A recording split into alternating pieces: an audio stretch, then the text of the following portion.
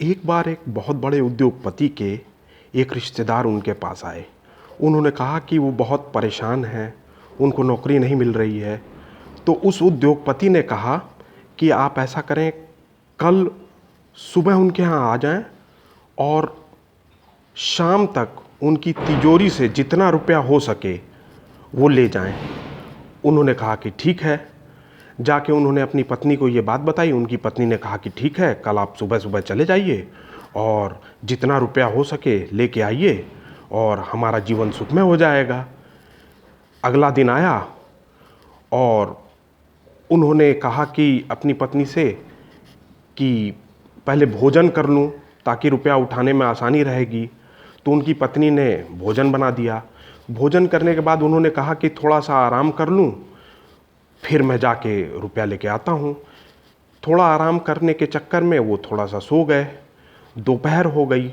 वो घर से निकले रुपया लाने के लिए। घर से बाहर थोड़ी दूर पे चले गए, तब उनको ध्यान आया कि रुपया किस में भरूंगा। फिर वापस घर आए और बैग लेके गए तो रास्ते में बहुत धूप हो गई थी। तब तक उन्होंने सोचा कि थोड़ा सुस्ता लूं। तो एक पेड़ के नीचे वो सुस्ताने लगे।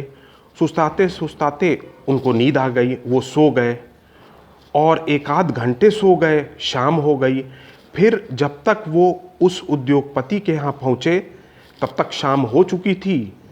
सारे लोग जा चुके थे, तिजोरी बंद हो चुकी थी।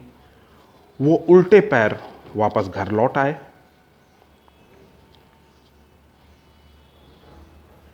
ऐसा है, समय ही पैसा है। Time is money. टाइम को आप कैसे मैनेज कर रहे हैं ये आपको देखना है। कल आपको क्या काम करना है उसके लिए आज रात में ही सोने से पहले आप एक लिस्ट बना लें।